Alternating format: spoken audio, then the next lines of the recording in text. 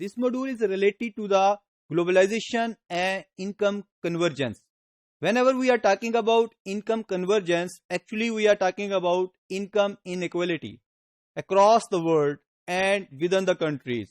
Mean country to country, and in terms of within a country, how much income inequality exists.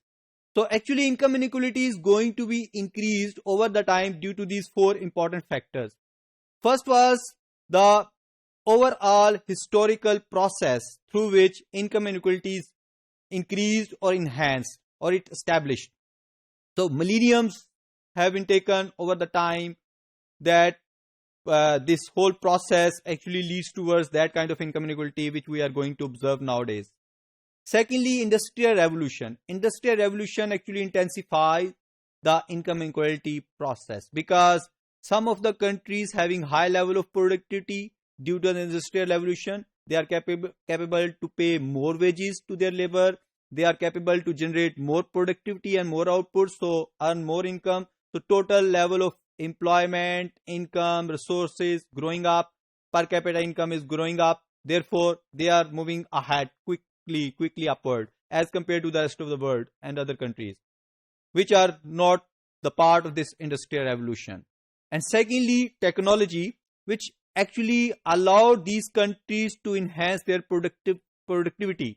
That productivity leads these countries to make new kind of goods and services or introduce new ways to produce the existing goods and services, and both reduces their cost of production.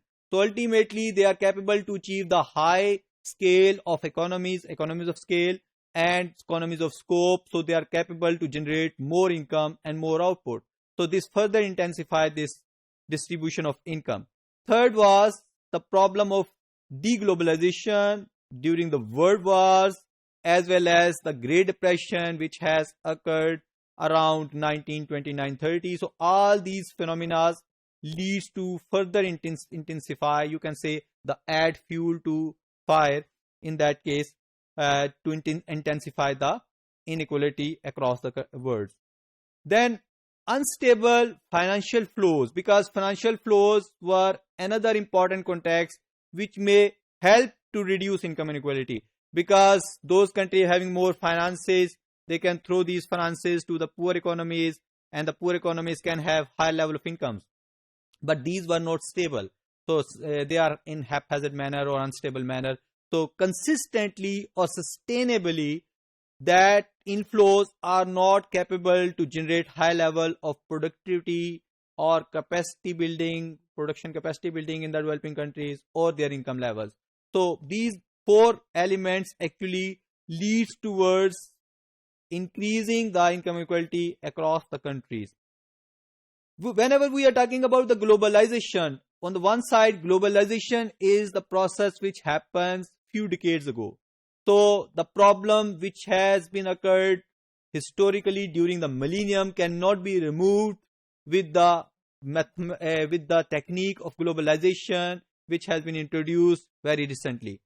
Secondly, OECD countries, they are the good example in terms of improvement of their income inequality due to the globalization process. So one thing is clear, that globalization helps to lower down the income inequality. OECD is the good example for that, as well as newly industrialized economies. And these newly industrialized economies are capable to improve their real GDP.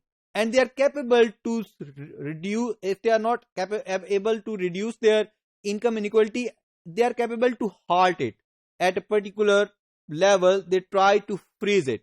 So that is another context of the globalization which is helping to these newly industrialized economies. So if we observe this diagram, it is just the globalization is a big process, and this process leads towards that kind of actions. These actions are going to generate that kind of outcome, and this outcome means lowering down the income inequality. So globalization is allowing the income is actually the function of wage, and wage is the function of productivity, and productivity is the function of skill and education. Skill set is further dependent upon education and training. You know that education and training is the major component which is allowing to improve the skill set and skill set increase allow to increase your productivity, and more productivity mean getting more wages, and more wages mean having high level of income. So this process continues in this way. However, you know that education is a long time process. It is a function of time. So you have to spend a lot of years to give the education to the community. However, education leads towards development of the new technologies, and secondly, total factor productivity. So these are the basic outcomes which is going to be generated through the globalization process. Whenever human capital is going to be developed through the process of globalization, then total factor productivity is going to increase. Number of total labor, they are going to increase and add the total output. On the other side, output per unit of labor is going to rise. Therefore, the total output is going to rise. This is going to reduce the income inequality, because it is quite obvious whenever the productivity of different kind of factors increases, their income will rise. So automatically the gap between different factor of production which are working across different regions of the world, that is going to be converged. So convergence is going to happen. Just simple example of the wage. Rich economies, people are getting more wages. In poor economies, people are getting less wages due to the low productivity. But once the poor economies, people are improving their productivity, they are capable to get the same level of wage which is available to the rich community or in rich countries. So Melchior et al. In 2000 actually proved that the global income inequality reduced up to 10% during 1965 to 97. That was the data which is used in that study, and specifically it has been observed for Asia Pacific economies that it has reduced up to 23%, and 21 countries are the part of this APEC. So this means the overall outcome is showing that the globalization helps to reduce the income inequality. Now we can observe the coefficient of variation of global inequality in terms of GDP per capita, and with reference to GDP per capita and with reference to population. So weight is assigned with reference to these two. Clearly it is obvious that with reference to population, the coefficient of variation is increasing more, and with reference to GDP, coefficient of variation is decreasing. Right? So this mean income is becoming more convergent in this case. In terms of population, it is becoming more divergent to some extent. But with reference to the GDP, it is becoming more convergent. So overall, convergence is affected due to the definitely the major component is the population as well. Therefore, some of the high level of inequality or divergence you may observe here. But definitely in terms of GDP, if we measure it in terms of GDP, convergence is growing up. So incomes across the regions, across the countries going to be converged with reference to each other.